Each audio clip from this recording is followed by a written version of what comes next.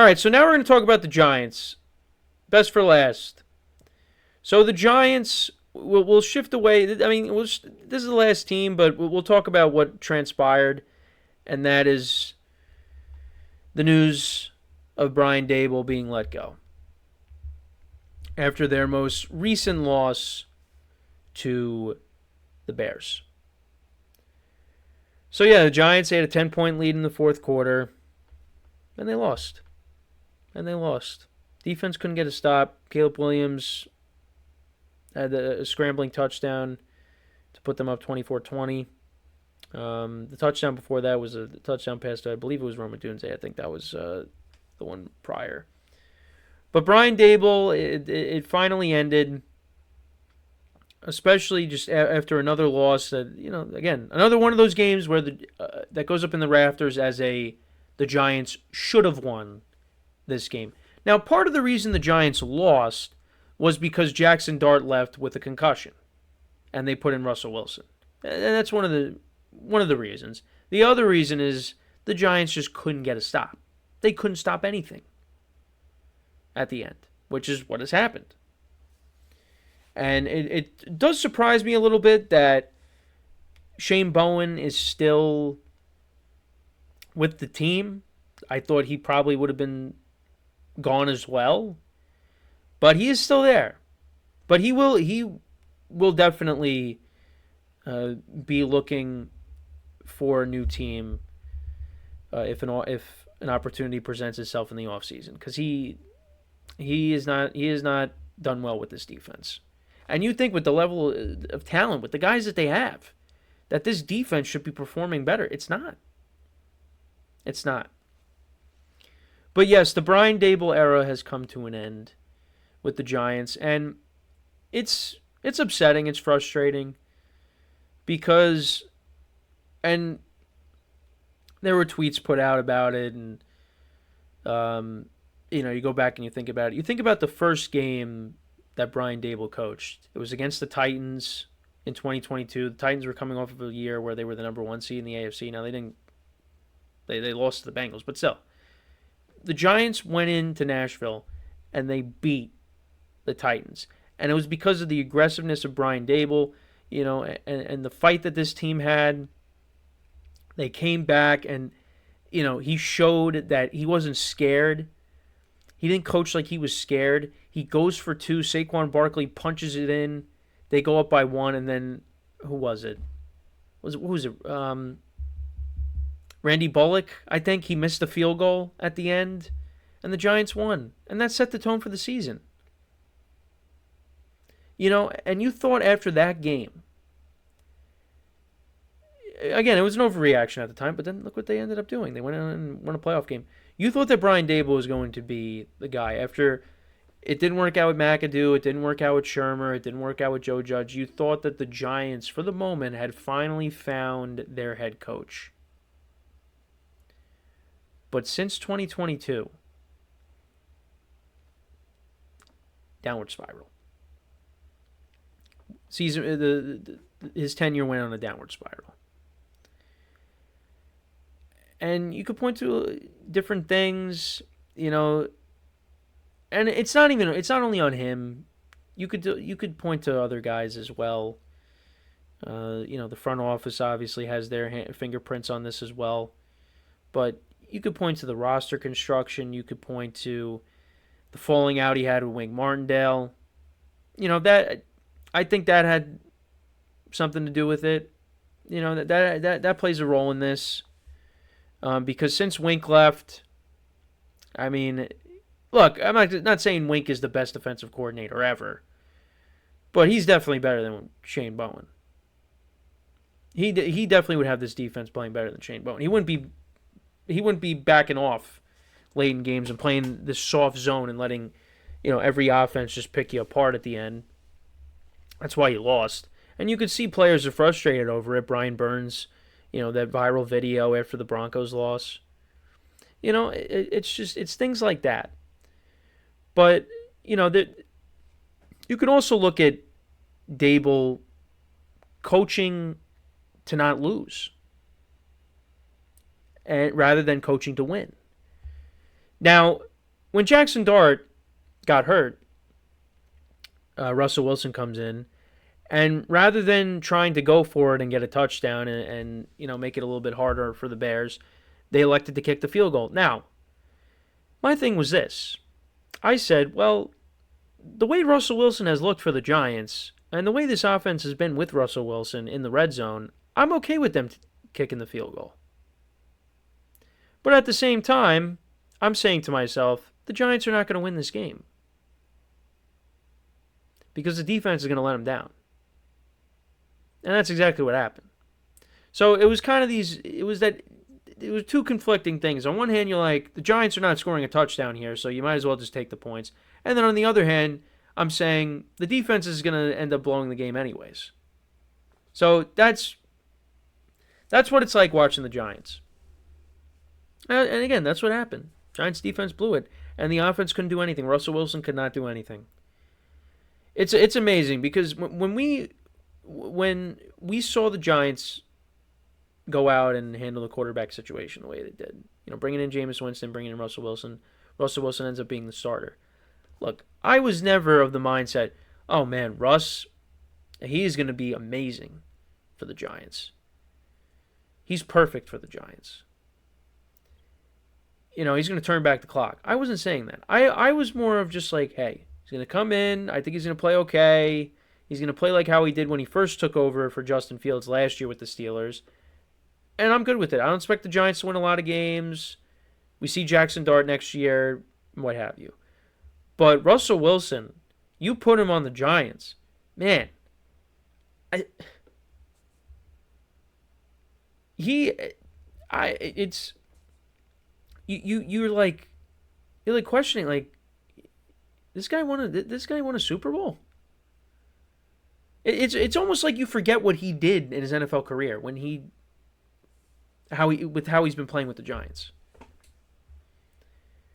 I mean, from the first game against Washington, I mean, it's just how they were in the red zone, and then against Dallas. Look, had a great game, but Dallas's defense is not good. What happened the next week against the Chiefs, who have a good defense? He wasn't good. And anytime you saw him, like, he comes in for a play for Dart against the Eagles, and he throws the ball at the ground.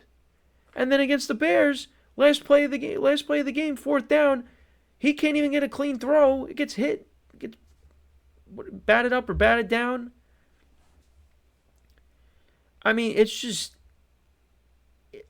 I was wrong about him going into this year. Because I just was like, you know what? He's gonna be decent. He's gonna be decent. I wanted him to start rather than Jackson Dart. But the way Russell Wilson looked and the way Jackson Dart has looked, I mean, you might as well just click off the video and not watch any of my videos anymore. I don't know ball. That's probably what you're saying. Because the way Jackson Dart has looked, and I said this on a previous episode, he should have been starting since day one. He was ready. Russell Wilson, I mean, he just should have just been the backup. It was never going to work with Russ. And again, I wasn't expecting it to. But I was expecting a little bit more than what we got. What we have seen. So, yeah. Probably going to see Russ again on Sunday. I would put in Jameis Winston. I would make Jameis Winston the QB2. Because Jameis, again, he's going to turn the ball over. But the offense he's going to move the ball. He gives you a better chance than Russell Wilson. He does. In my opinion. That's who you go with on Sunday. Mike Kafka is the interim head coach. The OC, he's now the head coach. So that's who's taking over for Brian Daboll until the end of the year. And depending on what happens, I mean, maybe they win every single game from here on out and finish 9-8, then you're like, all right, I guess Mike Kafka is the head coach now. But yeah, Jameis Winston should be the starter. But yeah, it's just again, it's just another year, and it's just the same thing. Going to be going through another search. The cycle continues, and they didn't let go of Joe Shane yet, and it's going to be interesting to see what happens with Joe Shane. Are they going to keep him around? Is he going to be? Is he going to stay after they let go of the coach? I mean, look, this is what happened with Dave Gettleman. I mean, Gettleman stayed after Shermer.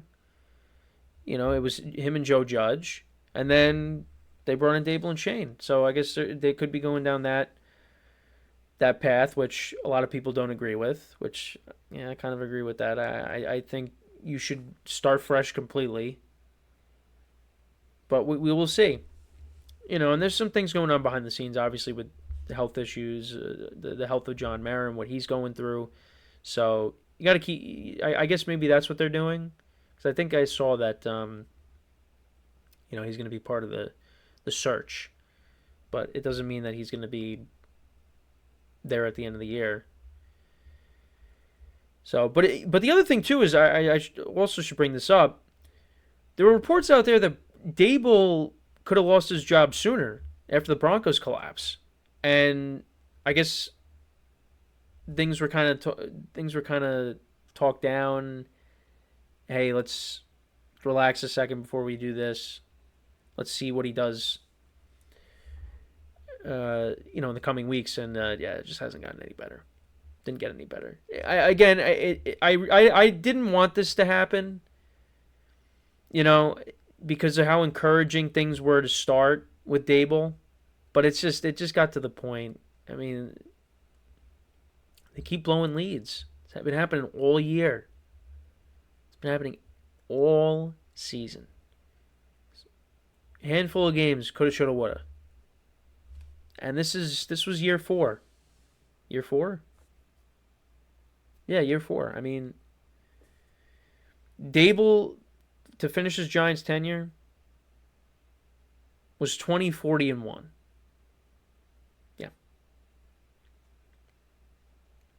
After an encouraging start, I mean, 6-11, then you had last year, and you're 2-8. I mean, it's just there had to be a change. There had to be a change, and there it was. There it was. So Brian Daboll is out, but you know what? He wanted Jackson Dart, and from what I've seen from Jackson Dart, I think Jackson Dart has it. He has it. And I know that there's some people out there saying, well, you let go of Daboll, that wasn't a good move because that's going to hurt the continuity, and now he's going to have to learn a new system. I mean, again, we'll see how Mike Kafka is as the interim head coach. Maybe you don't have to worry about that. Maybe the Giants, just depending on how they perform, you keep him in. Well, who knows if Dart's even going to play again this year? No, I think he will. But, you can't really get a gauge on that partnership because Dart's not playing on Sunday. Who knows when he's coming back?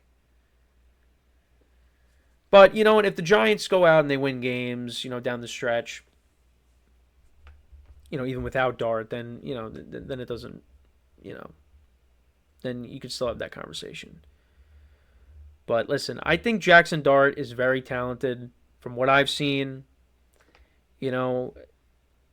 I think to me, he's miles better than anything that Daniel Jones ever did for the Giants. I know that Daniel Jones won a playoff game. We got to see Jackson Dart do that, obviously. But I just the way Dart has been. I mean, Dart came in and basically, since he's taken over, he didn't have Malik Neighbors. He didn't have a number 1 wide receiver. He's throwing to Wan'Dale Robinson. I like Wan'Dale Robinson. He's throwing to Darius Slayton. Darius Slayton made a couple good plays after everybody was criticizing him. He made some good plays. Scatterboo getting hurt. It's not easy. I don't know. Daniel Jones, if that happens to him, like with the Giants, yeah, he's not going to be able to do anything. That's why he's in a better situation than Indy. I think Jackson Dart has it. I really do. You surround this guy with some better pass catchers, and Scatterboo comes back healthy next year. The offensive line looks like it's They figured it out. I mean, sky's the limit. Sky's the limit for him. So they got to bring in the right guy, though. And to me, like I know I was saying, if they win games with Kafka, maybe they consider him. To me, you move off of Mike Kafka. You clean house. You start over. You bring in a proven head coach. Proven head coach. I don't want to see a first-time coordinator, a first-time head coach as a coordinator. No. The Giants need a head coach that has head coaching experience. Now I know there's some big names out there that could be considered. This is the guy that I would say is the best. Well, not the best. I would say is the most realistic. Okay? Now, I'm not saying I'd be running to get this guy, but I'm saying this would be the most realistic to me. Mike McCarthy. I think it's Mike McCarthy. And look, I know there's a lot of people that say absolutely not. Mike McCarthy is a head coach.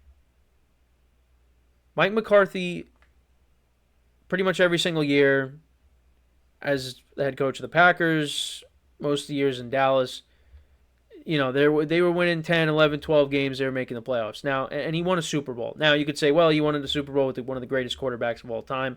I get it. I get it. But you still got to give him credit. You got to give him some credit. He helped develop Aaron Rodgers, okay? They had a lot of success together. Then he goes to Dallas. First year wasn't very good, but again, Dallas consistently made the playoffs every year. That is who, not last year, but from 2021 to 2023, Dallas was in the playoffs. So, right, they made it in 23. Right, they made it in 2021, 22. Oh yeah, they did. Yeah, because they no, who did they play in 2023? I'm trying to remember. Because they didn't make it last year. But they made it in 23. Oh, that's right. No, because they were the first 2 seed to lose to a 7 seed. They lost to the Packers. Coincidentally. That is who I think Mike McCarthy is the guy. And I think Mike McCarthy would take this job immediately because you have the young quarterback in place. There is talent on this team. So, look, but people have issues with Mike McCarthy. How he handles, again, clock management, the timeouts, But every coach, most coaches have that problem. Well, except the great ones. I think that would be the most realistic option. I know John Gruden. Gruden, I know there's some issues with him. Between him and the NFL. Since he last coached an NFL game with the Raiders. Bill Belichick is a name. Has a history with the organization, but there's some distractions that I think the Giants shouldn't take any part in, and they should. And also with the age factor, I think. Now, not to say, look, McCarthy is an older guy too, but not as old.